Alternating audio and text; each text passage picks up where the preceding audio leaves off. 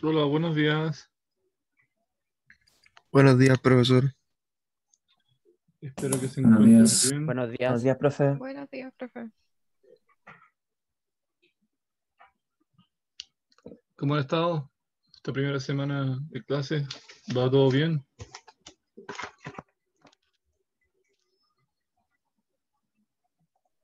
¿Todo bien, profe? Ya.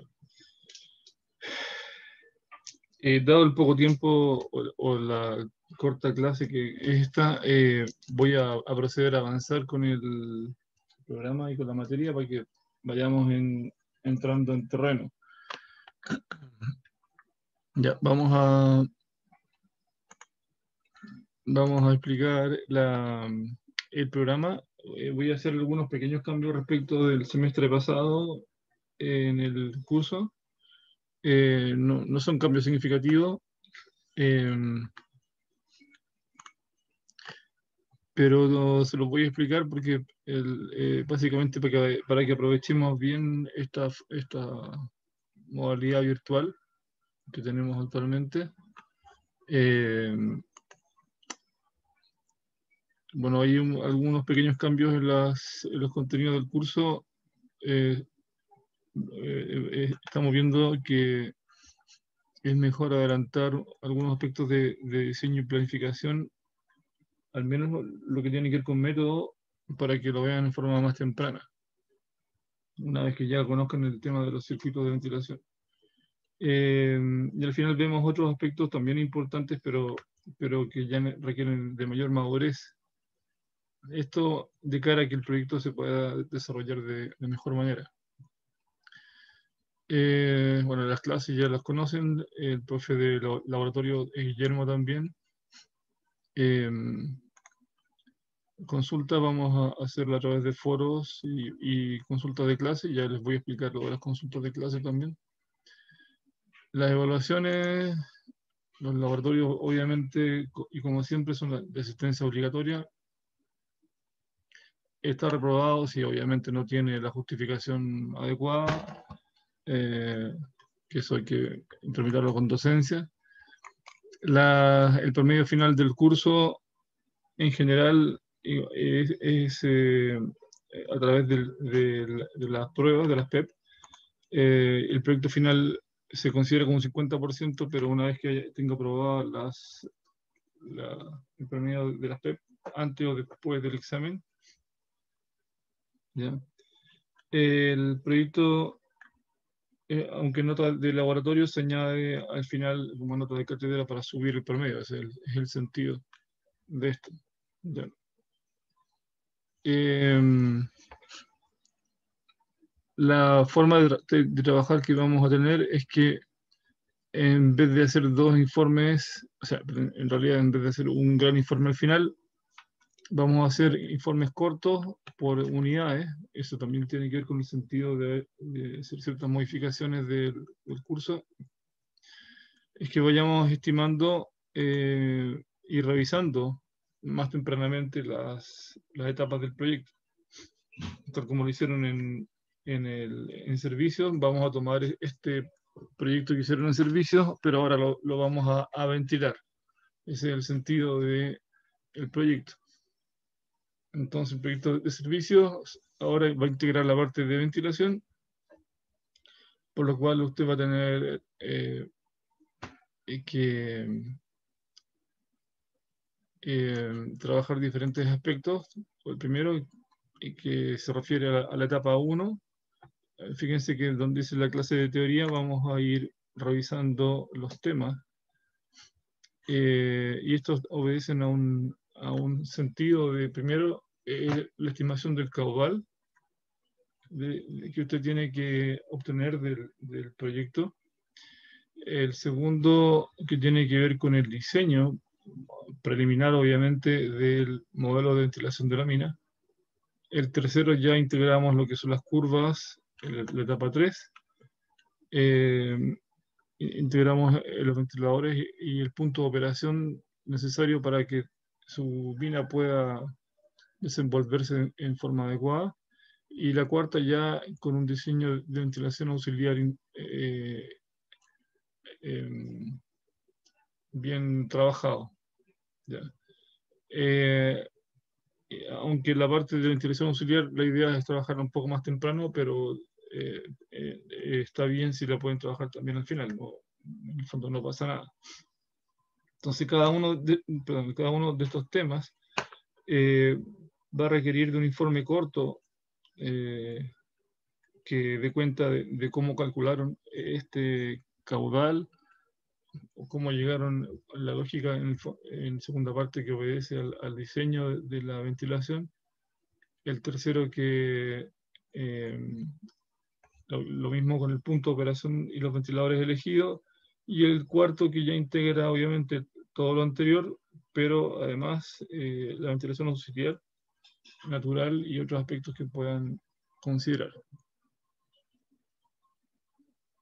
¿Ya? A ver, el programa recién me llegó, perdón, la fecha recién me llegaron, dada la modificación del semestre que hubo por parte de la federación que pidió mover una semana las clases. Recién antenoche llegó el calendario reprogramado y ahora tenemos, o sea, yo ayer hice una programación preliminar. Digo preliminar porque todavía no sé bien la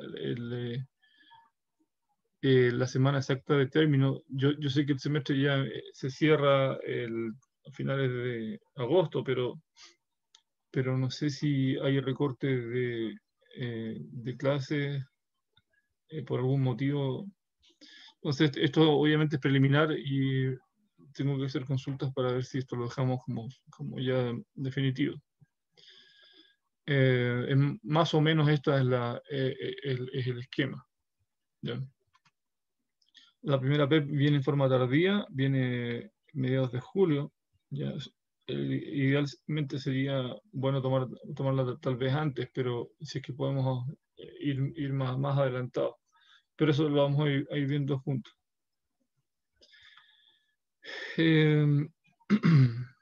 ¿Alguna pregunta hasta acá? Los grupos, que probablemente sea una pregunta, los grupos van a ser básicamente los mismos que tienen en servicio. Si alguien no tiene a sus integrantes, se podrá unir a otro grupo y trabajar con los datos del otro grupo. Ese es un tema que tenemos que empezar a armar tempranamente, porque la idea es que ya el primer informe se presente en 3 clases más. Ya que un informe corto. No sé si tienen dudas o preguntas al respecto. Consultas que quieran hacer.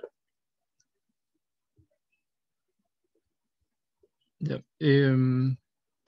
Antes que me olvide. Ya, aquí van a ver que he dejado en la parte 4 resolución de dudas y ejercicios de caudal. Ya. En realidad, la pauta y explicación del proyecto final la vamos a ver en el laboratorio también. Pero la idea es que ya vamos a hacer esta primera clase que va a ser sincrónica, que es la clase donde vemos propiedades del aire y gases.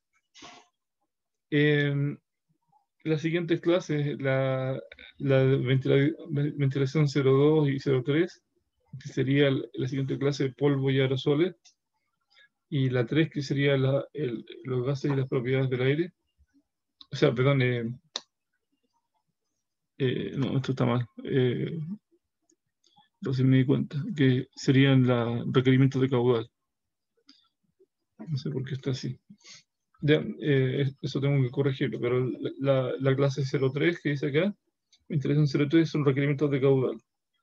Esto debería estar, estos tres temas deberían ser suficientes para ya obtener lo que es el caudal, estimaciones de caudal. Ya conocen las propiedades de los gases, el polvo y finalmente cómo se calculan los requerimientos legales que sería el punto 03. Entonces, la cuarta clase vamos a resolver dudas que tengan y vamos a hacer el ejercicio por grupo en clase y luego entregan el informe no al tiro, sino que la idea es que por la tarde lo puedan entregar. Ya, respecto de el caudal que requieren sus equipos, ¿ya? Equipos o bien si es por tornadura. Aquí vamos a ver que si usted no calculó bien la parte de explosivos, por ejemplo, eh, en la parte de servicios, el proyecto de servicios, va a tener que calcular el proyecto o sea, esa parte de nuevo. Por ejemplo, el diagrama de disparo que usted hizo, ahí está, radica la importancia de saber calcular el diagrama de disparo, es que usted tiene los kilos por tiro, o los kilos totales también, factores de carga, eh, del proyecto, y por lo tanto va a tener la facilidad para hacer el cálculo por, por, por explosivo para el caudal, ya sea de producción o ya sea de desarrollo y construcciones. ¿Ya? Más adelante vamos a hacer algo parecido, ¿ya? Pero no nos vamos a tomar toda una clase para esto, sino que vamos a ir revisando ya sea en laboratorio o ya sea en parte de cátedra, en cátedra más bien dudas que vayan surgiendo y en laboratorio mismo, profesor Guillermo, voy revisando los modelos con ustedes para que ya entreguen el informe 2 como aparece en esta parte. ¿Ya? En la segunda etapa. Eso todavía no le hemos puesto una fecha, pero probablemente sea aquí, en esta parte de aquí, que correspondería a la parte del diseño y planificación.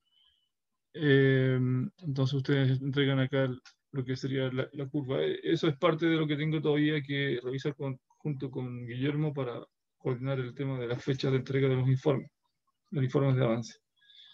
¿Ya?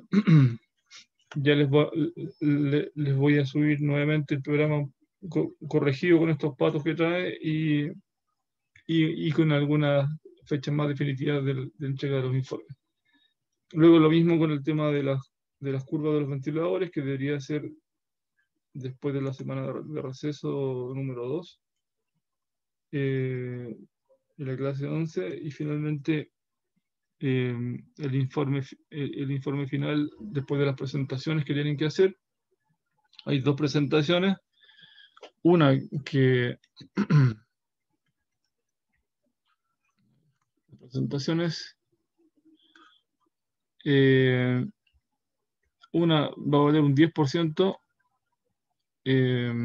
al final de la parte de la selección de ventiladores, y la segunda presentación que va a valer un 40%. El informe final vale un 20% porque se ha ido ponderando los anteriores, pero así la presentación final va a ser un 40%. Y esa son preguntas que van a la persona, no son preguntas del grupo, así que para que lo tengan en cuenta. ¿Ya? La idea es que cada alumno esté empoderado de lo que hizo, sepa cómo lo hizo, qué criterios utilizó.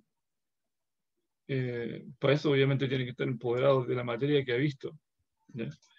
Y no sea solo un juego de que un compañero se cubre a otro, no es la idea. La idea es que esto sea, que cada uno se hace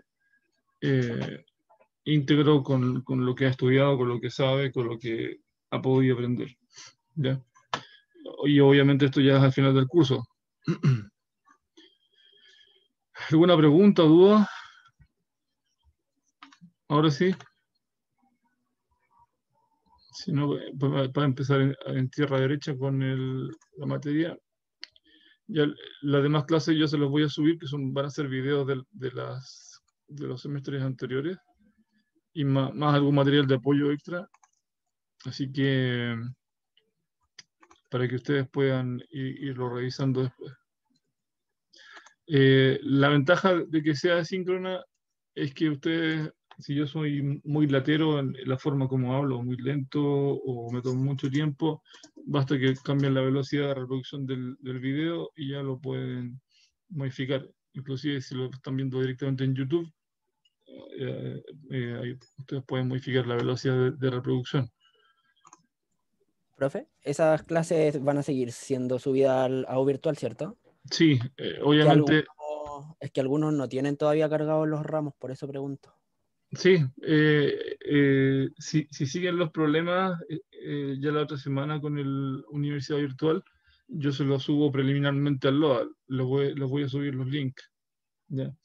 En el LOA Ah, ya les subí las primeras clases ayer, eh, los PPT, eh, y si siguen problemas, les mando ya sea por mensaje o en algún texto o en el mismo LOA los links de las clases para que los puedan ir revisando. ¿Ya? ya, Sí, profe. por eso no se preocupen. Yo les voy a subir, si es que se me llega a olvidar, me recuerdan, porque ahora estoy con el cargo de director y la verdad que se multiplican las tareas más que otra cosa. Y además yo sigo con temas de investigación que no los he dejado de lado. De hecho, hoy día entregamos dos postulaciones a proyectos FONDEF de investigación, así que estoy también bastante atareado. El asunto es que si por algún motivo esto se me olvida, ustedes me recuerdan, no hay ningún problema, me mandan un correo o lo que consideren. Ya, voy a pasar a la otra parte.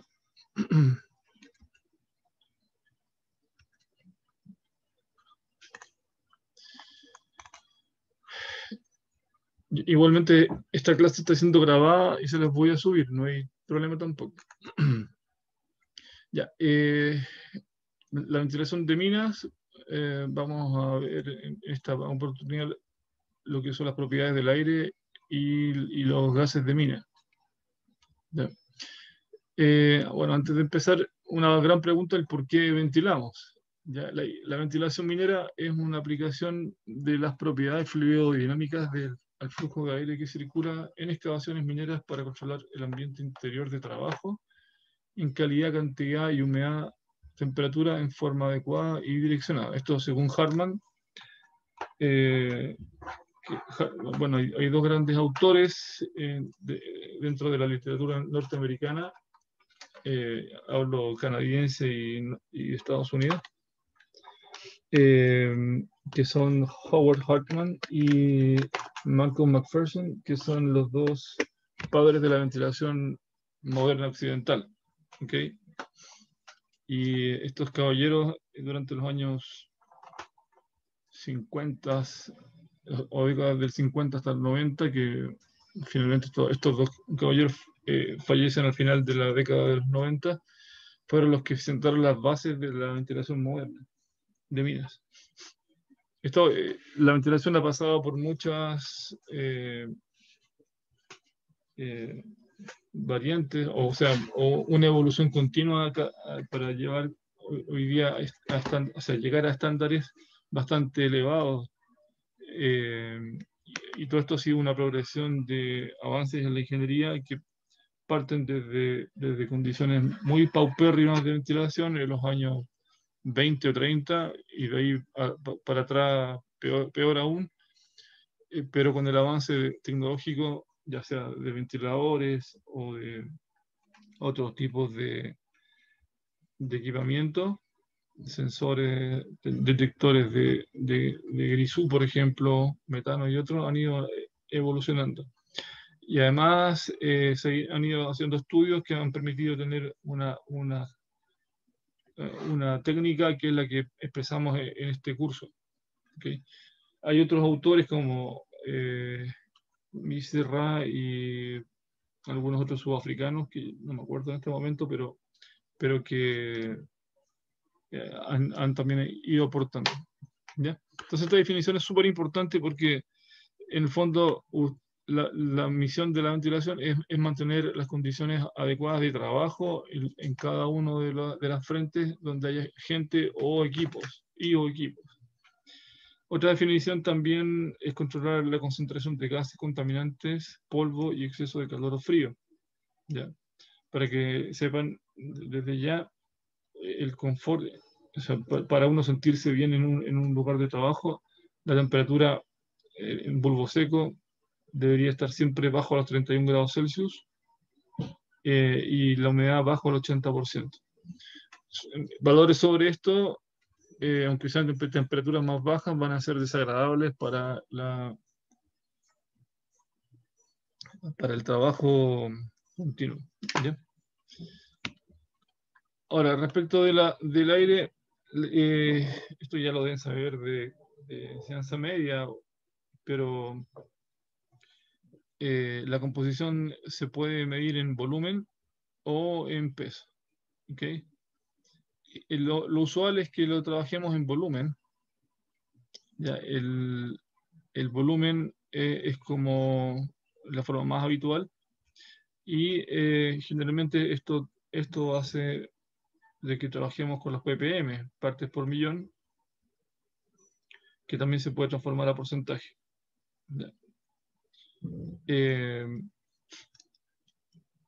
Para efectos prácticos, en general, ya que el oxígeno está muy cercano al 21%, se asume que tiene un 21% de oxígeno en volumen y en peso el 23.14%, pero como les digo, esta es la forma más común de trabajar.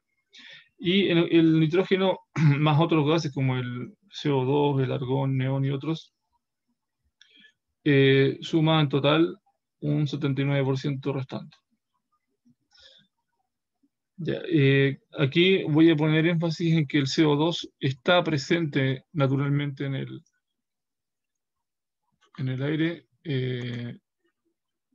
De hecho, la forma en la cual las plantas generan toda la parte que tiene que ver con el mismo carbón como elemento que constituye la celulosa y otros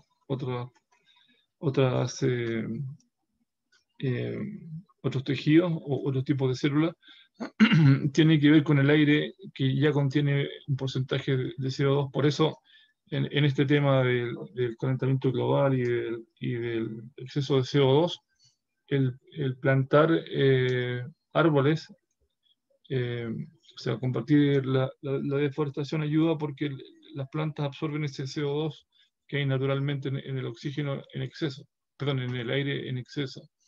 ¿Okay?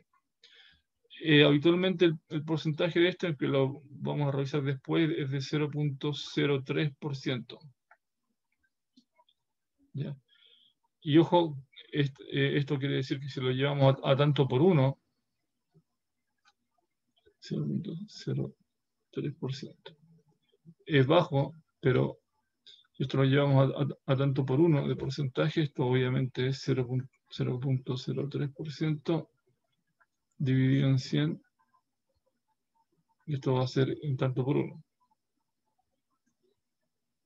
0.003, ¿ok? Cuando lo tengan que trabajar de esa manera. Ya. De acuerdo a la NASA, las propiedades del aire estándares son las que se definen aquí o las que se muestran aquí. Cuando hablamos de estándares es a nivel del mar, tal como se los comentaba hace un tiempo atrás, del mar. En servicios, ¿por qué tomamos el nivel del mar? Porque es más o menos parejo a nivel mundial la altura del mar respecto de la altura terrestre o de la altura de la elevación terrestre. Aunque no están así por el tema del canal de Panamá que les explicaba también, de que hay diferencia de altura entre los dos océanos. Y por eso las esclusas para pasar por el canal de Panamá de un lado a otro. Bueno, en términos generales, lo más utilizado, bueno, vamos a usar ambos métodos en ventilación, vamos a usar bastante el sistema inglés o imperial. Hago énfasis en esto porque es como se trabaja en la industria, no es un capricho mío. El sistema inglés, de hecho, es más utilizado todavía que el sistema métrico aquí en Chile. No debería ser así, pero sigue siendo utilizado. Inclusive países como Canadá ya han migrado al sistema métrico, y eso que ellos tenían de toda la vida el sistema inglés para todas las cosas. Pero bueno, son detalles que hay que tener en cuenta. Pero la densidad a nivel del mar, eh, que generalmente lo redondeamos muchas veces en 1.2 o 1.225. Según la NASA es 1.229, pero generalmente una buena aproximación es 1.2. ¿Ya? El, bueno, el volumen específico, que es la inversa, la presión estándar, ya ustedes la conocen, son 101.325 pascales o 101.3 kilopascales. ¿Ya? Esos son los pascales, obviamente. También es utilizado en el sistema inglés también este parámetro, que es la presión estándar, está en libras por pie cuadrado. La temperatura estándar también 15 grados, 59 Fahrenheit, o 288 Kelvin, o 519 Rankine. Eso está malo, aunque esto es sacado directamente de la NASA, esos de grados en Kelvin y Rankine está equivocado. Eso es básicamente lo que más utilizamos. El resto no suele emplearse mucho. Ya, vamos a revisar que primero los gases y cuál es su origen. Hay diferentes gases en las minas. Algunos son naturales, como los que libera el carbón, del tipo grisú o metano. Ya vamos a revisarlo. Y tienen tasas de liberación constante en la medida que vamos removiendo carbón. Esto ya lo vamos a conversar después.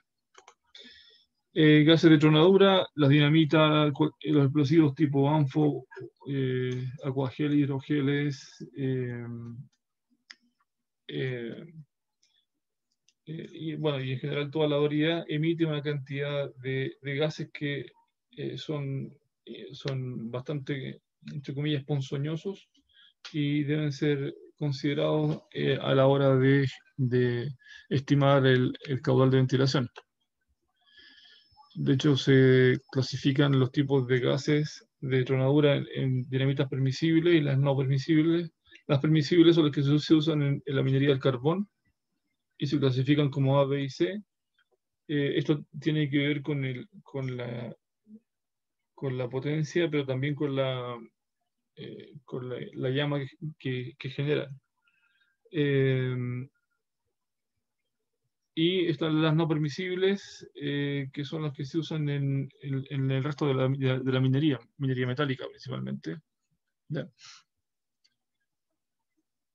De hecho, es el fabricante de explosivos o el proveedor de explosivos quien presenta o quien entrega este parámetro. Los gases y su origen también en las máquinas de combustión interna, que están siendo cada vez más encerrados o más acorralados los equipos diésel. ¿Ya? Y digo esto porque estamos apuntando ya de lleno a las máquinas eléctricas, que aunque hoy en día son todavía bastante caras, ya están bajando su precio en forma considerable. Entonces, esta tasa de producción es la que vamos a tener en cuenta, y vamos a utilizarla para importantes cálculos del caudal. Después lo vamos a revisar más adelante. Bueno, fuego y explosiones. A ver, cualquier fuego en la mina que no tenga un control muy estricto es mortalmente peligroso, porque, como vamos a ver después, generan monóxido de carbono, y estos envenenan el aire de la mina y han generado la mayor cantidad de muertos a nivel mundial. Así que el fuego y explosiones generan varios tipos de gases que vamos a revisar, a tenerse en cuenta. ¿Qué otra cosa más? Bueno, la respiración humana naturalmente produce dióxido de carbono o dióxido de carbono, como quieran llamarle, CO2. También vamos a revisar esto y vamos a hacer un pequeño ejercicio después. Y las baterías que desprenden pequeñas cantidades de hidrógeno durante el proceso de recarga. Hay una pequeña electrólisis en esos casos. Bueno, esta es otra clasificación de gases tóxicos pero no explosivos. El primer caso son gases del tipo, son combinaciones de gases orgánicos, excepto el hidrógeno. Luego, gases tóxicos, que cuando se refiere tóxico es que dada una cierta concentración ya empiezan a ser complicados para la vida. Luego, los extremadamente venenosos, que en porcentajes muy bajos ya empiezan a ser venenosos y mortales en concentraciones y un poco más altas. Y otros que son inocuos, o bien como el vapor de agua, o bien que son residuos de combustión que ya no son tan inocuos y pueden generar otros problemas. Ya, los aceites también que forman nieblas, mezclados con vapor de agua, esto producto de las perforadoras, que al perforar muchas de ellas van con aceite, sobre todo las del tipo manual, más el humo y polvo en suspensión. No, vamos a partir por el oxígeno. El oxígeno, como ya sabrán, es incoloro, inodoro, insípido. O sea, no tiene color, olor ni sabor para nosotros. ¿Ya? Es el gas presente en el aire que sustenta la vida y el hombre respira mejor cuando tiene un 20% de oxígeno en volumen. ¿Ya? Y la cantidad normal que contiene la atmósfera a nivel del mar. Pregunta, si subimos a la cordillera de los Andes, subimos a 5.000 metros de altura, ¿cuál es el porcentaje de oxígeno? ¿Cuánto estiman ustedes que podría ser? Tírense, como dicen por ahí, un ranazo.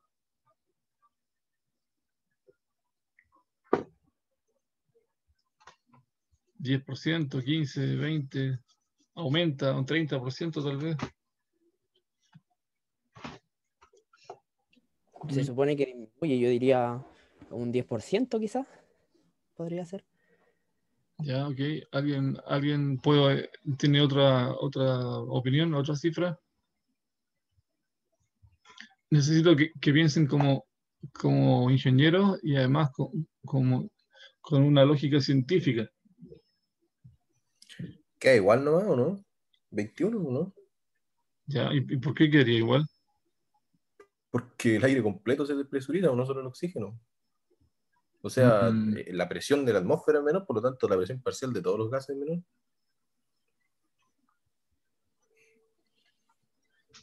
¿Ya? ¿Alguien opina otra cosa diferente? La idea es que nos equivoquemos aquí. No importa, o sea, no importa si se equivocan. La idea es que participemos aquí.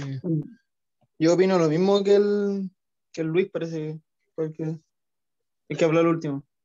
Que se Ya. mantiene igual, constante. A ver, en realidad tiene razón. Tiene razón. Si hablamos en volumen, el porcentaje en volumen. El porcentaje se mantiene igual. ¿Qué es lo que varía entonces si subimos a la cordillera? ¿Qué es lo que varía al subir a la altura, en altura? ¿Cuál sería la lógica? ¿Por qué les cuesta respirar en altura? Y viene la puna y todos los problemas que trae, que supongo que algunos de ustedes ya las habrá sufrido. Teniendo tanta cordillera, ¿alguno de ustedes la habrá subido, la habrá escalado alguna vez?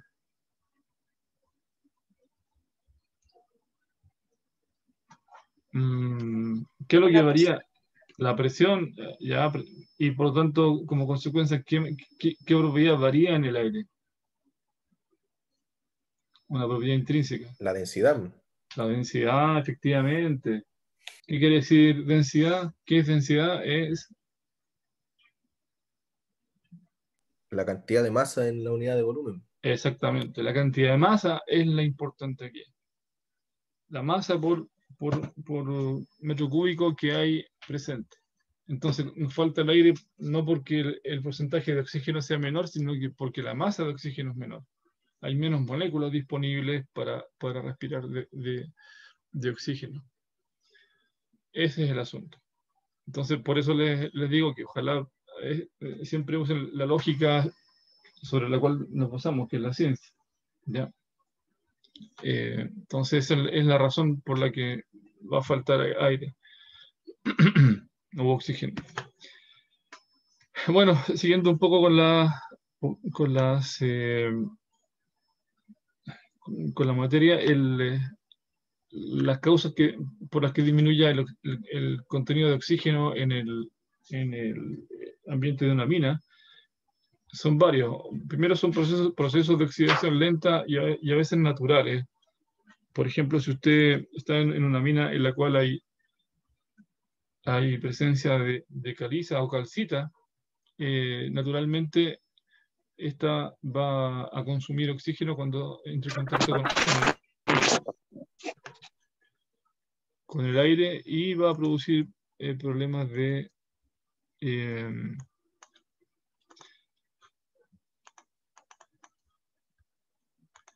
disminución de oxígeno. Lo mismo, por ejemplo, la perita, cuando entra en contacto con el oxígeno, también se oxida. Y así muchos otros elementos o compuestos. Y por lo tanto, si vamos a medir con un chequeador de gases, en la mina es probable que el porcentaje no sea 21%, sino que sea menor. ¿Ya? Obviamente también la respiración de las personas, los mismos equipos diésel, o lámparas u otros equipos también consumen gran cantidad de oxígeno que hay que tener presente justamente por este consumo. El dióxido de carbono o CO2, dióxido o dióxido. El dióxido de carbono es por lejos el que más les gusta a todos ustedes, porque está presente naturalmente en el aire, pero también está presente en las bebidas gaseosas. ¿Okay? Bueno, es incoloro, inodoro y con un sabor levemente ácido. Ese es el toque ácido que entrega a las bebidas o a la cerveza, por ejemplo. Tiene un peso específico de 1.53 respecto del aire, o sea, es más denso. Es altamente soluble en agua, por eso su capacidad de generar estas burbujas que nos gustan tanto. Y además que su punto de fusión es de menos 57 grados y está por arriba del punto de ebullición que es menos 78. Por tanto, es de gran importancia para para aplicaciones industriales. De hecho, el hielo seco es CO2, son bloques de CO2 sólidos que son los que compran los heladeros para echar dentro de sus cajitas estas de Plumavit, en las cuales tienen los helados, y con eso pueden ir refrigerando gran parte del día su mercancía. Es un estimulante de la respiración, eso es súper importante. Si usted le aplica a alguien CO2, su respiración se hace más larga, o sea, más profunda, y además probablemente empiece a agitarse un poco más rápido. De hecho, se usa como estimulante dentro de los hospitales. Hay una línea de CO2 que se conecta para hacer que naturalmente el organismo respire más profundo. pero obviamente en cantidades pequeñas. Si usted añade cantidades mayores, puede envenenar a la persona. ¿Ya? De hecho, un porcentaje, como dice acá, sobre el 10% puede llegar a ser fatal. Bueno, es pequeña la cantidad que puede generar la gente. Usted cuando inhala aire, este viene con un 0.3% de CO2, pero cuando lo exhala ya viene con cerca de un 4% de CO2, ya, que no es menor. Entonces el oxígeno se va a ir transformando naturalmente en CO2, porque el oxígeno es el que requiere sus células para poder hacer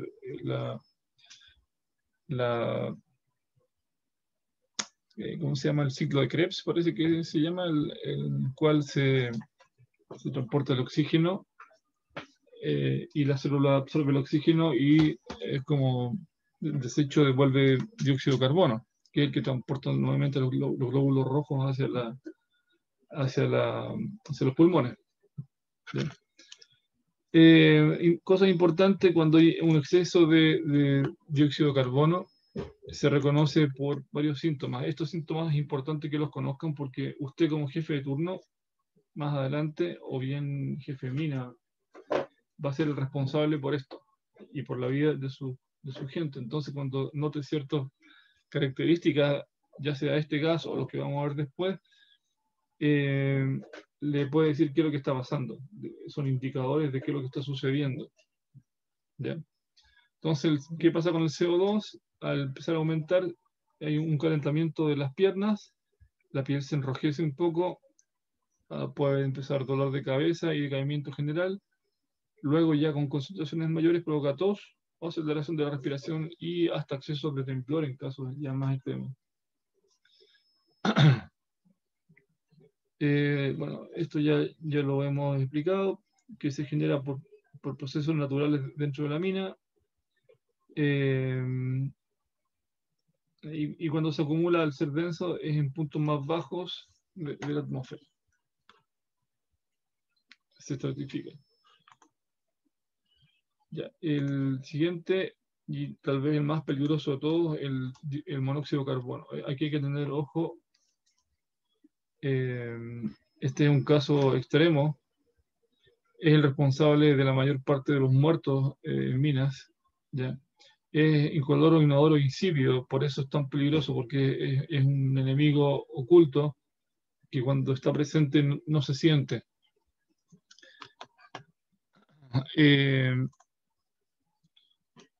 Es casi como el aire, así que siempre va a estar mezclado con el aire.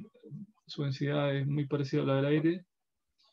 Puede ser explosivo en concentraciones sobre el 13% al 75%. Ya, concentraciones tan altas es difícil que se den, pero podría llegar a darse, y si se dan es explosivo. Como decíamos, estaban presentes más del 90% de los casos fatales de incendio en minas. ¿Por qué? Porque su origen está en la combustión, y además combustión incompleta de cualquier materia carbonosa. De hecho, el humo que ustedes ven es una mezcla, el humo negro de una quema suele ser carboncillo que se genera, y junto con eso se desprende monóxido de carbono. No es común de encontrarse naturalmente en el aire, así que es un contaminante. Ya, no es lógico que esté presente.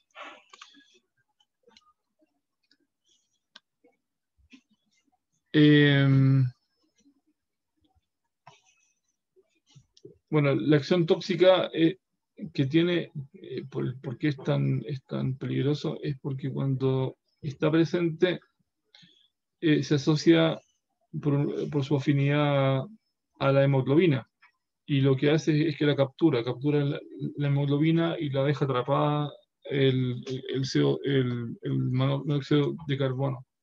Por lo tanto, lo que le pasa a su sangre es que se empieza a envenenar y pierde su capacidad de transportar oxígeno al resto del cuerpo. Así que los glóbulos rojos ya no van a llegar con sangre al resto del organismo, y gradualmente, a la medida que se van saturando, pueden llegar a la muerte. ¿Okay? Entonces aquí es muy importante el tiempo de exposición. Ya. El tiempo de exposición es fundamental. Bueno, aquí están los efectos de 9 a 50 ppm en la exposición máxima permitida. Ya, esto en porcentaje, esto en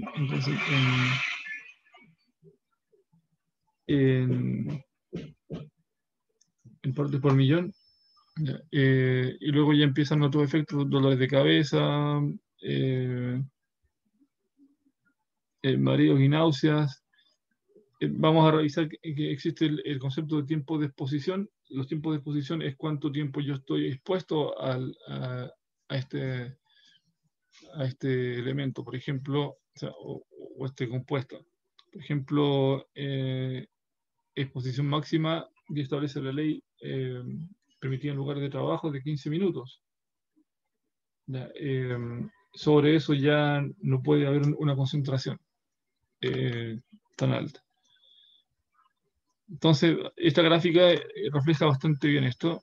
Dice que en el lado acá izquierdo tenemos el tiempo de exposición en horas y el porcentaje de concentración de monóxido de carbono abajo.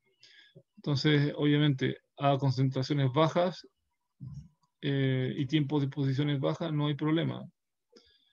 Pero si vamos aumentando el tiempo de exposición, ya empiezan a haber, por ejemplo, aquí dolores de cabeza y náuseas. Si la concentración es un poco mayor, en tiempo prolongado podemos llegar a la muerte. Y así podemos ir variando la posición y la concentración, o sea, en concentración y tiempo, y ver justamente cuál es el punto crítico a este respecto. Esto es lo mismo, o en realidad es el complemento a lo anterior, que es el nivel de saturación de la carbohemoglobina en la sangre, de acuerdo al tiempo de exposición y la concentración que aparece aquí a la derecha. Entonces, a mayor tiempo de exposición y mayor concentración, obviamente hay una saturación mucho mayor en la carbohemoglobina. Obviamente, a concentraciones bajas hay una concentración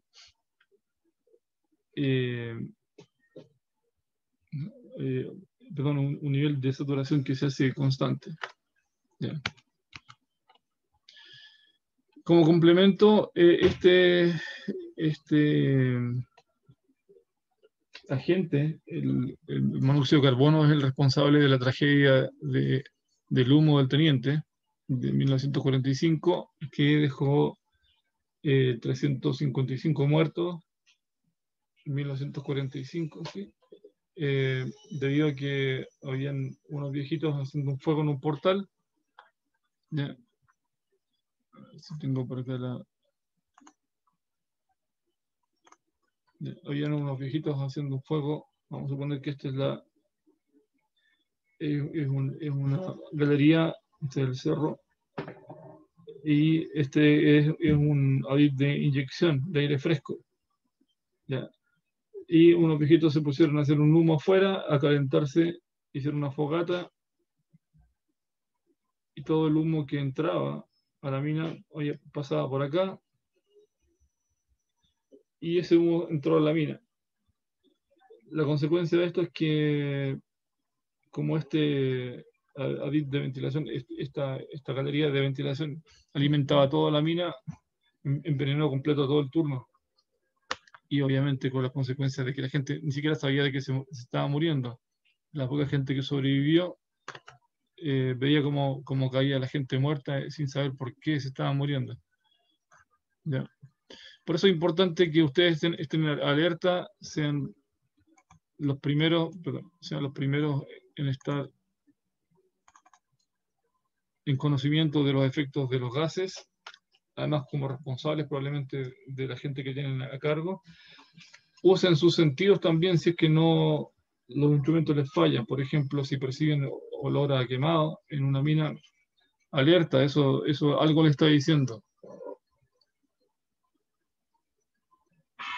Ya.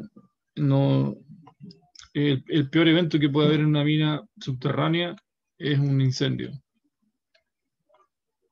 porque no hay para dónde escapar, excepto la salida de emergencia, y a veces en alcanzarla el tiempo no es suficiente y usted se muere en el trayecto. Aunque hay equipos de protección personal como los autorrescatadores, eso no es un tema que veamos que podamos predecir. ¿Ya? Pero sí hay planes de emergencia y vamos a revisar algunas cosas de ese tipo.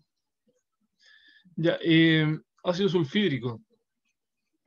El ácido sulfídrico es un tipo de ácido que no es natural en el aire, pero sí se produce cuando se componen materias orgánicas, ¿ya? Y también está presente en algunos procesos de descomposición de la pirita o de algunos sulfatos o sulfuros, ¿ya? Es de color, en realidad es incoloro, de gusto azucarado, y lo bueno sí es que tiene olor a huevo podrido. De hecho, su concentración es más, perdón, su fatalidad es más baja que con el monóxido de carbono. Es mucho más letal, pero el olor a huevo podrido ayuda a percibirlo. Uno de los grandes problemas es que es fácilmente soluble en agua. Y a este respecto, un colega me contaba la experiencia en la mina del Indio, cuando estaba a cargo de ventilación, que una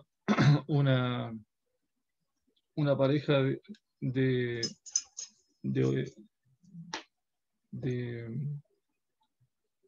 no me acuerdo si era un topógrafo y un alarife, fueron a una de las galerías de la mina, y la galería se encontraba sin ventilación hacía tiempo. Se adentraron solo un poco y me contaba que los encontraron muertos después. Y por la autopsia que le hicieron, se vio que habían respirado ácido sulfídrico. Y lo que se dedujo después es que como el ácido sulfídrico es soluble, este se había disuelto en el agua, y ellos al pisar las pozas de agua liberan el ácido sulfídrico y lo respiran. ¿Ya? Ese es el gran problema. Entonces, la investigación dio que había sido eso. Así que para que lo tengan en consideración. Por eso es que cuando hay una frente o una galería que no ha recibido ventilación en los últimos días, se hacen, primero que nada hay que ir con chequeador de gases, y lo siguiente es que para habilitarlo hay que, aparte del chequeador de gases, hay que ir ojalá con equipo autónomo, es decir, como el que usan los bomberos, que en el fondo es la máscara con el oxígeno independiente.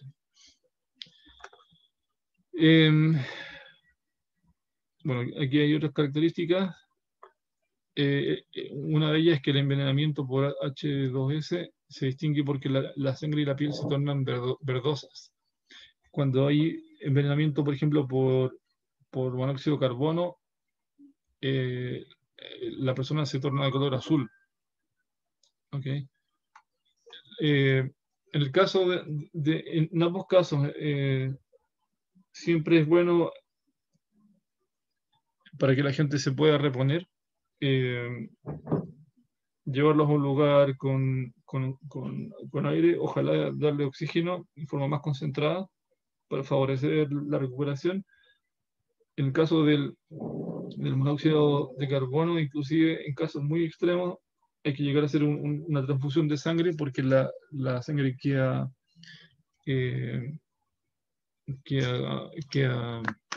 bloqueada en el fondo. pero es difícil por los tiempos llegar a un hospital con las condiciones y la sangre adecuada para eso. O sea, podría llegarse a hacer, pero es complicado. Otro es el anhídrido sulfuroso. Este es incoloro, sofocante con fuerte olor sulfuroso, una densidad bastante mayor que la del aire, así que se va a estratificar en zonas bajas, en lugares quietos. Es también soluble en agua y produce irritaciones en los ojos, nariz y garganta, incluso en concentraciones bajas. ¿Ya? Este también se encuentra en el aire muchas veces en ambientes de fundiciones, en concentraciones elevadas.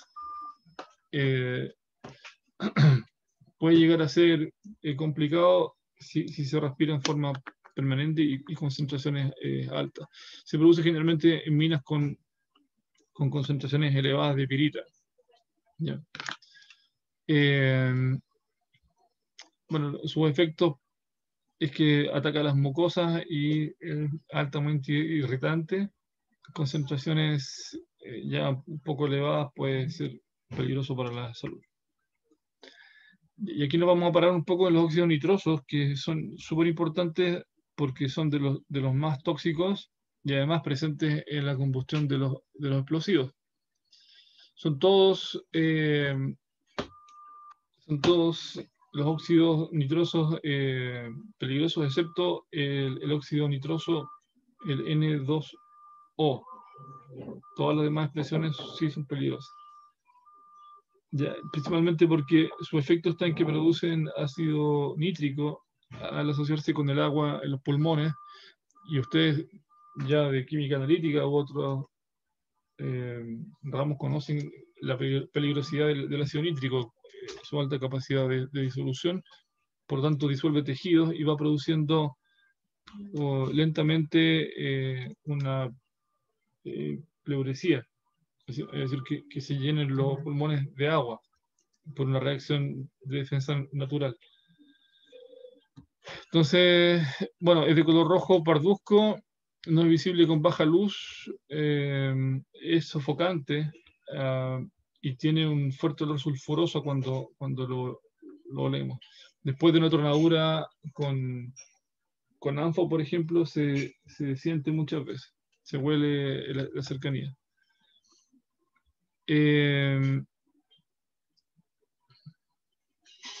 También se puede producir en ciertas combustiones de alto calor, por ejemplo, de chispas y explosiones en motores de combustión interna, puesto que está naturalmente presente en el aire el nitrógeno y se asocia con el oxígeno con temperaturas altas. También en la descomposición de los nitratos también se puede percibir. Bueno, ¿cuál es el asunto en el caso de los explosivos? Por ejemplo, gran parte de los explosivos utilizan una base nitrogenada en la que lleva, por ejemplo, nitrato de amonio o algún otro tipo de nitrato que es lo que aporta el nitrato, principalmente el oxígeno. Aquí tenemos que este es el agente oxidante, el nitrato de amonio. Lo que esto genera finalmente es que al asociarlo con el combustible genera una reacción muy violenta al combinarse. Y por tanto de ahí su explosión, la liberación de energía. Si esta concentración está bien balanceada, que si no me recuerdo mal es un 93% de petróleo y un 7% de nitrato de amonio, me corregirán ustedes si me equivoco, pero por ahí va. Y esto lo que debería liberar, si es que todo va bien, es nitrógeno, agua y dióxido de carbono. Ninguno de estos tres de por sí debería ser fatal, bueno, excepto si las concentraciones de CO2 son muy elevadas. ¿Ya? Sin embargo, ¿qué es lo que sucede? Bueno, si el balance es equilibrado, que es lo que vimos recién, no va a haber ningún problema. Si hay un exceso de diésel, por ejemplo, o bien que lo mismo una falta de oxidante, que sería el nitrato de amonio, esta ecuación se desbalancea y en vez de generar esta proporción va a generar una deficiencia en el contenido de oxígeno y en vez de liberar CO2 se va a liberar monóxido de carbono ya, en su reemplazo, ya que va a haber menos oxígeno disponible. En el caso contrario, si hay exceso de oxígeno, es decir, exceso de nitrato de amonio o falta de diésel, va a ser lo contrario y lo que vamos a liberar van a ser óxidos nitrosos, porque va a haber obviamente siempre una buena cantidad de nitrógeno disponible y se va a asociar más fácilmente con el oxígeno. Entonces, un balance negativo produce monóxido, balance de oxígeno negativo produce monóxido de carbono y un balance positivo produce óxidos nitrosos. ¿Ok? La proporción natural sería producir la mezcla del ANFO con los nitratos de amonio, serían estos de aquí. Fuera de eso, habría un desbalance. Los efectos de los óxidos nitrosos son, bueno, van a ver que el límite de la concentración es incluso más baja que el monóxido de carbono. ¿Ya? Y esto es el límite máximo a exposiciones prolongadas. Luego de eso ya podemos encontrar efectos como irritación de la garganta, causa de tos, y luego ya peligroso inclusive en exposiciones cortas. El gran problema de esto es que la gente lo puede respirar y, tal como dice aquí, se puede rehacer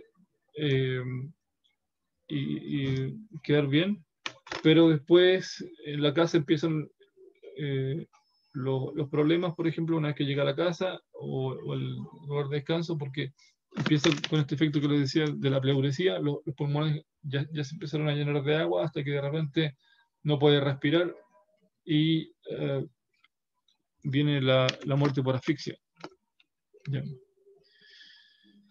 El grisú o el metano. El grisú en realidad es una mezcla de metano contenido en la atmósfera de la mina. Contiene un promedio del 95% de metano, más otros gases que pueden haber, aparte del aire natural, como anhídrido carbónico, nitrógeno, más, por ejemplo, otras cadenas orgánicas de gases como pueden ser etano, acetileno, que son gases que están asociados al metano natural de las formaciones carbonatadas, perdón, carbonosas. ¿Ya? Inclusive ácido sulfídrico. ¿Ya? Bueno, este obviamente es uno de los gases más peligrosos debido a su gran capacidad de explosión. ¿Ya? Y es responsable anualmente de centenares de muertos en minas de carbón en el mundo subterráneas.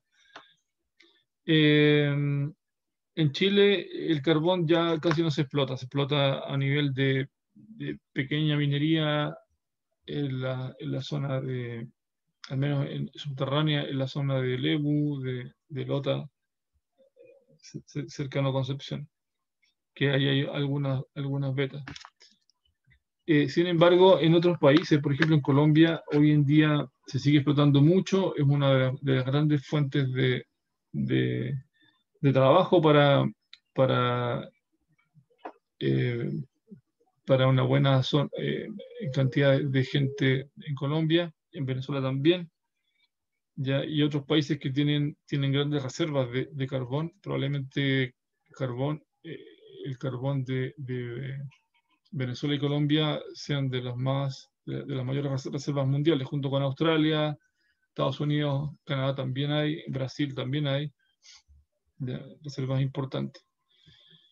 Tiene una densidad baja, por lo tanto, si se estratifica, se va a estratificar en zonas altas de la galería o del lugar de trabajo donde estamos.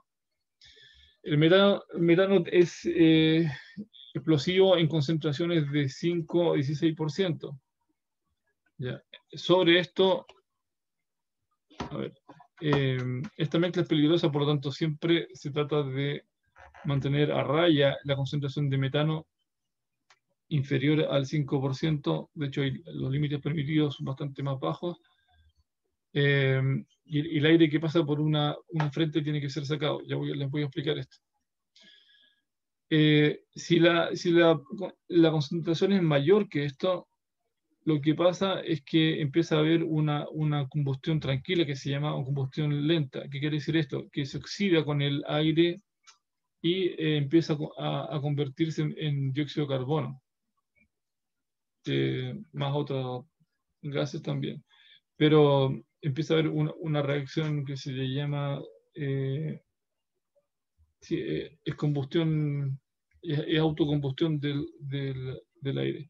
Lo que va a hacer es consumir oxígeno, y eso es importante también, en concentraciones elevadas. Entonces la explosión se va a producir generalmente bajo esta reacción que va a ser el metano, el oxígeno y el nitrógeno del ambiente para producir CO2, nitrógeno y agua. ¿Ya? Las explosiones más violentas se producen en concentraciones de 9 a 9.5%. ¿Ya? Ahora, ¿qué hacemos con el metano? El metano se va a liberar en forma natural en una tasa de... Voy a volver al anterior, aquí el principio que aquí está expresado.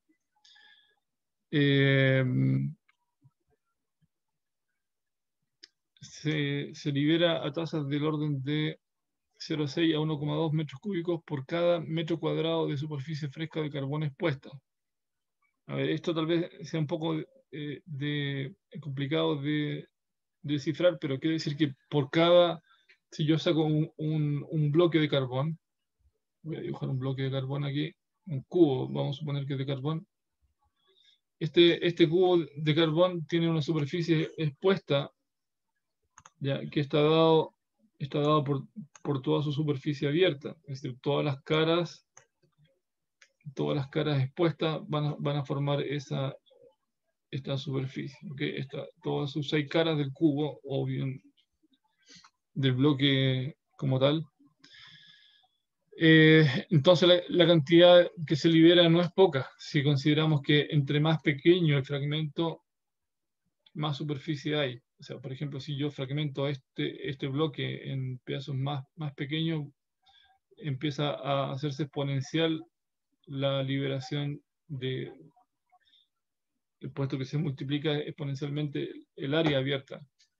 De hecho, entre más pequeño sea, mayor cantidad exponencialmente de área voy a tener. Entonces, ¿qué hago con el metano? Porque si quiero explotar el carbón, igual tengo que eliminar el metano del ambiente. Entonces, hay varios métodos y se los voy a explicar de forma rápida aquí. Uno se llama vertical walls o pozos verticales que se pueden hacer antes de la explotación. La eficiencia, según esto, es que puede recuperar hasta un 70% del metano contenido. Entonces, ¿qué es lo que se hace antes de atacar la explotación, por ejemplo, del estrato de carbón que le llaman C? Lo que hacen es que se hace el pozo y se empieza a bombear hacia afuera el metano que traen, y obviamente también de otras capas que puedan ser detectadas. Si se acuerdan, cuando vimos la parte de pozos, excavación de pozos en servicio, el método de excavación es que yo voy haciendo un estudio estratigráfico a medida que me voy profundizando, y por lo tanto puedo detectar capas intermedias que, aunque no sean económicas, sí traen metano, y yo puedo hacerme cargo de eso y extraerlo también. Entonces dejo libre esta zona para que, dentro del pozo lo dejo con una rejilla o una criba para que pueda introducirse el gas por ahí. Entonces, bueno, una vez que yo saco el gas, lo que hago es reducir la probabilidad sobre todo de bolsones atrapados de gas en alta concentración que puedan haber allí. Y además dreno ese gas que puedo utilizarlo después, yo lo puedo concentrar y inclusive le puedo dar un uso industrial. Otra forma son los gobs wells. El gob se refiere a la zona abandonada una vez explotada el carbón. ¿Ya? ¿Por qué? Porque el GOBS es que una vez, bueno, como podrán ver, este es un método de long wall mining. Entonces, esta es la zona abandonada que le llaman el GOB. Y obviamente pueden haber otros estratos que contengan metano. No solo el carbón, las capas de carbón contienen metano, también otras capas asociadas como lutitas, pizarras y otras que puedan venir de la misma formación geológica. Entonces, estas van a seguir sacando o generando gas, y este gas, en vez de que se introduzca hacia la zona de explotación, se puede drenar del mismo modo que vimos anteriormente, pero una vez que ha sido abandonada esa parte. ¿Ya? Podemos hacer un pozo en adelanto como este, o podemos hacer, o sea, y además podemos hacer un pozo como este posterior a la extracción. ¿Sí? Otra forma que se emplea bastante, perdón. Otra forma que se emplea bastante son tiros horizontales. ¿Ya? Y también tiros cruzados. Voy a aprovechar de hacerlo al tiro.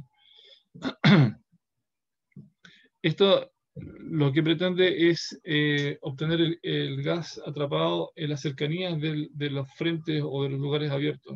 No es lo mismo que lo anterior, sino que es un complemento. Entonces, si yo tengo una zona, vamos a suponer que aquí están las galerías que van hacia acá, y yo voy avanzando hacia allá para producir el carbón, para extraer. Lateralmente se va a introducir el carbón hacia la faena. Entonces lo que yo hago es que hago tiros horizontales y voy succionando, voy drenando ese carbón, o sea, perdón, ese metano ya atrapado, para que no me cause problemas. Y otra forma de hacerlo también es que en vez de ser horizontales pueden ser cruzados, podrían ser cruzados, tiros cruzados que se hacen en vertical, que es lo que aparece aquí. No solo horizontales, sino que verticales, que vayan haciendo lo mismo que el anterior, pero en diferentes ángulos. ¿Ya? La idea es dejar que el ambiente de trabajo esté limpio con el aire, porque piensen que estas galerías que van acá llevan el aire fresco, ¿ya? Y si ese aire se contamina ya con metano, va a aumentar la concentración y va a ser peligroso. Además, por ley, el aire que pasa por una frente donde se está liberando metano al sacar el carbón, este tiene que ser sacado inmediatamente por una galería que no tenga contacto ni con equipos ni con personas, directamente a la superficie y ser liberado a la atmósfera. Bueno, dicho sea de paso, el metano tiene 14 veces más que el CO2 de efecto invernadero. Okay. Bueno, el radón. El radón es incoloro, inodoro e insípido, es químicamente inerte y es un producto de la desintegración radioactiva del radio. Ya se encuentra en minas de uranio, pero también en pórfidos cupríferos, ojo, en minas polimetálicas. De hecho, en Chuquicamata subterráneo existe contenidos de radón, aunque en bajas cantidades. ¿Ya? Si vemos el efecto, la descomposición isotópica del uranio parte del uranio 238 y de ahí se va descomponiendo al torio, practinio, el uranio 234, el torio 230, el radio, radón. Cuando pasamos a radón, pasamos a una etapa gaseosa en el cual se desprende al aire algunas partículas. Y estas tienen radioactividad y que si son respiradas, obviamente se van a alojar en los pulmones y pueden provocar inclusive un cáncer después de 20 o 30 años de haber entrado en contacto con él, puesto que tienen un periodo de latencia y por alguna razón se reactivan. Entonces estas son peligrosas. ¿Preguntas hasta aquí? ¿Alguna duda que tengan? Ya, eso respecto de los principales gases de mina. Yo tengo una pregunta, profe. Cuénteme. ¿Hay equipos o algo que se coloquen estratégicamente dentro de la mina para ver las concentraciones de gases y todo eso? Justamente es esto la mina que estoy poniendo acá. Ya. Ah, ya. Es que eso era lo que... Bueno, en realidad me había surgido delante la pregunta cuando estaba hablando exactamente de todos los gases peligrosos. Ya. Sí, agradezco la pregunta, pero justamente es esto que estamos viendo aquí. Perdón. Hay varios tipos de detectores de gases. De hecho, por ley debería siempre estar el jefe de turno o la persona que vaya a hacer el chequeo post tronadura, y además revisando los ambientes de trabajo, que chequee los niveles de concentración de gases, principalmente monóxido de carbono, el nivel de oxígeno y la concentración de CO2. ¿Ya? Y también es deseable los óxidos nitrosos. ¿Ya? Que es lo importante que siempre el ambiente se mantenga en condiciones para que los operarios puedan estar. Ahora, sensores pueden ser portátiles como a ver si lo tengo acá. Se los voy a mostrar, de hecho lo tengo aquí en las clases. No sé si encienda, voy a ver, no lo he cargado hace tiempo.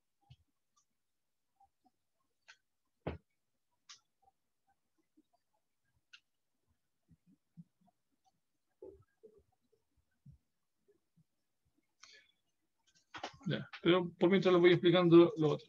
Bueno, existen varios tipos de detectores que dependen de la naturaleza de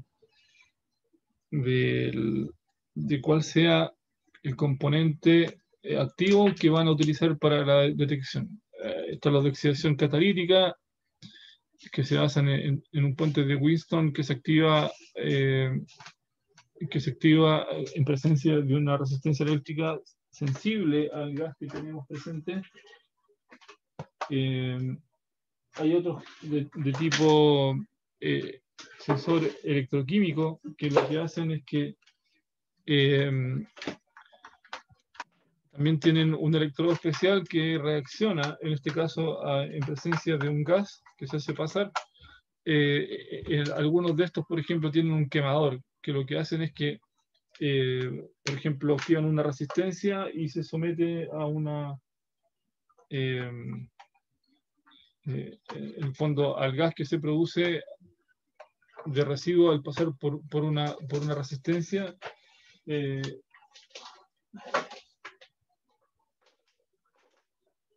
ver si lo voy a cargar porque está descargado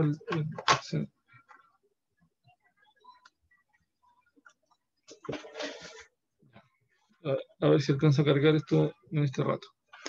Ya, y los ópticos. Los ópticos, si se acuerdan de química analítica, están los espectrofotómetros, que su principio es que ante que al ser quemados, por ejemplo, en una llama, estos generan una luz, y esa luz es captada por un sensor óptico, y esta a su vez detecta la concentración y el tipo de gas. En este caso es un efecto parecido.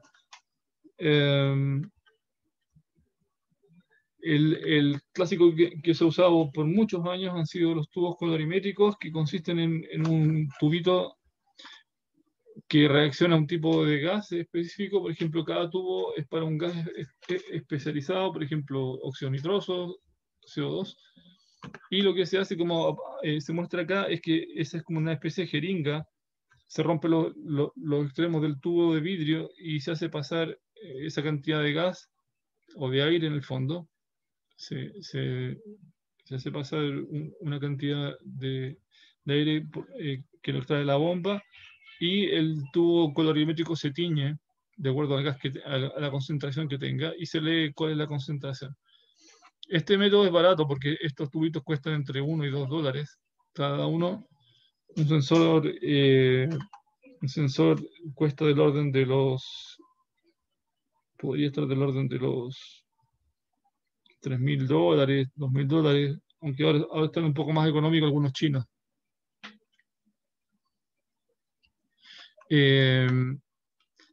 Bueno, hay otros que tienen que ver también con conductividad eléctrica de semiconductores, que es otro tipo que se están probando.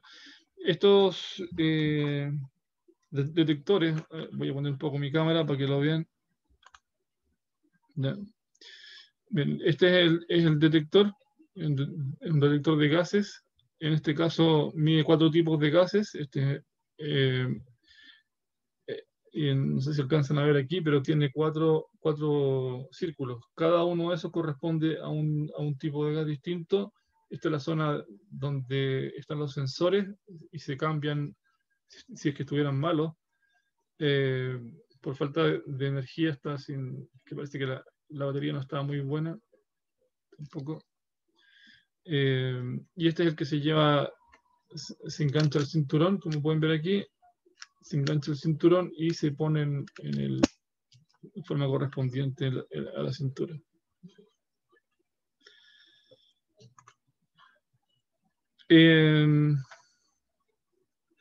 Bueno, esta tabla, esta tabla es un resumen de aquellos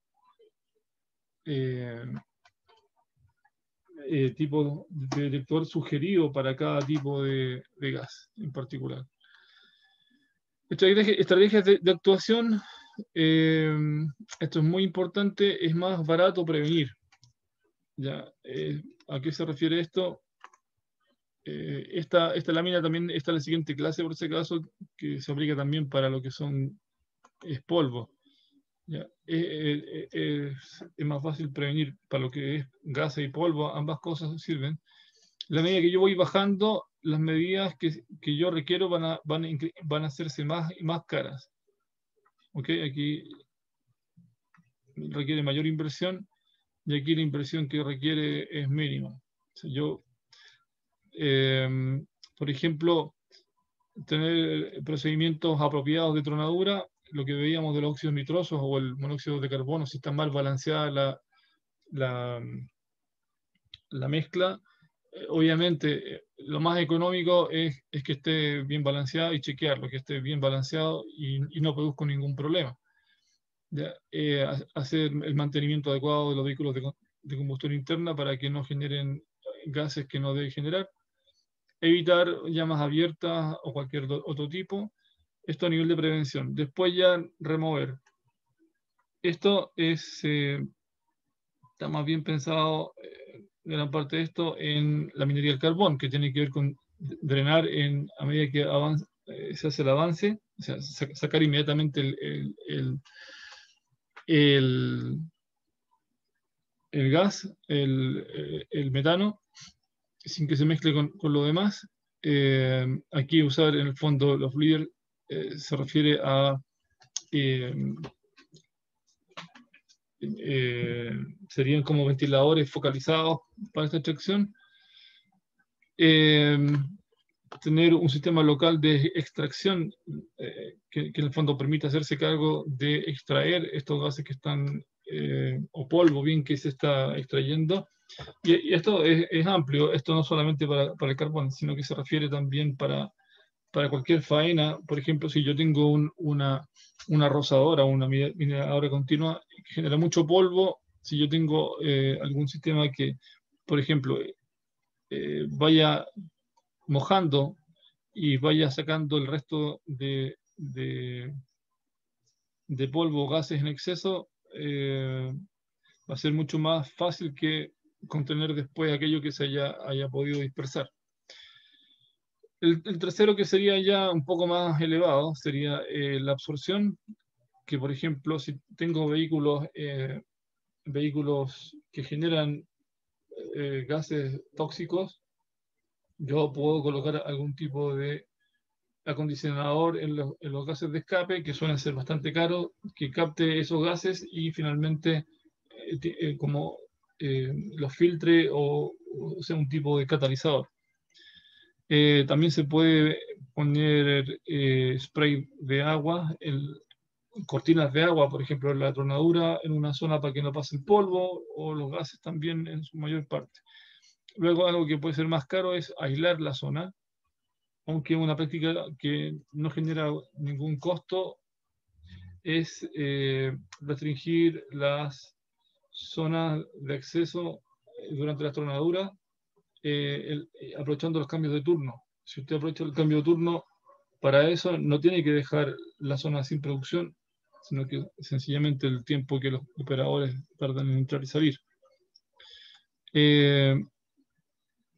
Y finalmente diluir. Diluir es lo más caro, ya sea con ventilación auxiliar, con dilución por ventilación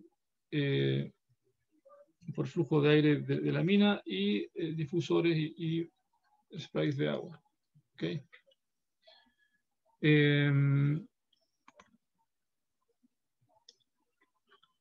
Ya, lo último de esto es que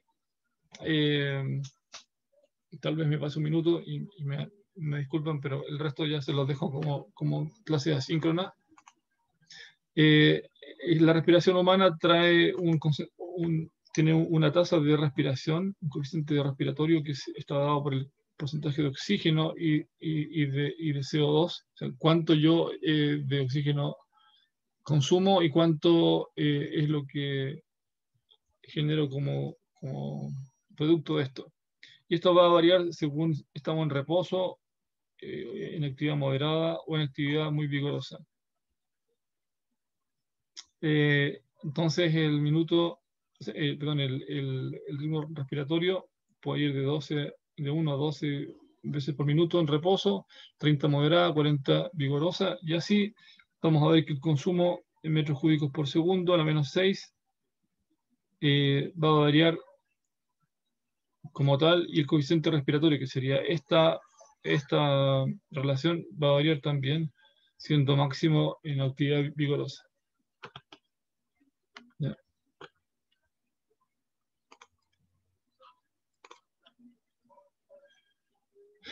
Entonces pueden haber diferentes tipos de deficiencia en el oxígeno, ya sea porque se introduce un gas que lo diluye, se introduce un gas que lo desplaza, o una combinación de ambos efectos, que en el fondo puede haber entre ellos una reacción también con el oxígeno y finalmente es convertido en otro gas. En ese caso lo desplaza. Bueno, los efectos de la deficiencia de oxígeno, que ya sobre un 13% hay una pérdida en el conocimiento en exposiciones prolongadas. ¿Ya? Y estos ejemplos ya se los voy a dejar en un video complementario, ¿ya? Junto con el tema del ejercicio que hacemos de un lugar cerrado. Preguntas, dudas que tengan, ¿ya? Una aclaración si es que no la conocen, pero la diferencia entre ventilación principal y ventilación auxiliar es la siguiente. Yo tengo una mina Vamos a suponer que está en una galería de entrada. Tenemos diferentes niveles acá de explotación. Una respectiva rampa que va accediendo a diferentes lugares y una chimenea para la salida. ¿Ya? El aire sale, entra por acá, se distribuye por la mina, diferentes partes, baja por la rampa. Entonces, esto sería ventilación principalmente, valga la redundancia. ¿Ya? Ahora, la ventilación auxiliar es aquella que yo puedo tener dentro de la ventilación, o sea, de la mina, una galería ciega que estoy construyendo aquí. ¿Y cómo la construyo? El aire necesita una entrada y una salida para poder circular. O sea, cada nodo, o sea, perdón, cada ramal requiere de un punto de entrada y un punto de salida, si no el aire no va a circular. Cada uno de estos requiere que el aire entre y salga. Sin embargo, una frente ciega no tiene esa característica. Entonces, ¿qué es lo que hago? En una frente ciega, vamos a suponer que esta es la galería de intercepción, que sería esta de aquí, y estoy excavando esta galería, esta frente ciega hacia acá. Entonces, lo que hago yo es tomo un ducto cerrado, o sea, perdón, un ducto porque pueda circular el aire, le pongo un ventilador más pequeño en tamaño, que tome el aire de aquí, lo impulse por el ducto y el aire va a salir acá y va a ventilar la galería como tal. Esto es ventilación auxiliar. Cuando yo construyo un túnel, por ejemplo, también tengo que usar, si es frente ciega, un ventilador auxiliar. Esta ventilación la vamos a ver más adelante, pero es importante que sepan la diferencia entre ventilación auxiliar y la principal. Una mina puede llevar un sistema de ventilación principal, o sea, tiene que llevarlo, pero también puede desarrollar sus galerías con auxiliar, que es como lo hace siempre. Preguntas hasta acá. La idea es que sepan la diferencia entre ambas. Ya. Según calendario nos veríamos en la cuarta clase. Las próximas 2 clases yo se las dejo síncronas para que estudien ustedes, es decir, no se conecten el día jueves en la mañana. Y la cuarta sí, ahí vamos a trabajar el tema de los ejercicios de cada grupo. La idea es que ustedes ya se vayan agrupando en sus grupos anteriores y tengamos, junto con Guillermo, vamos a ir organizando este asunto. ¿Ok?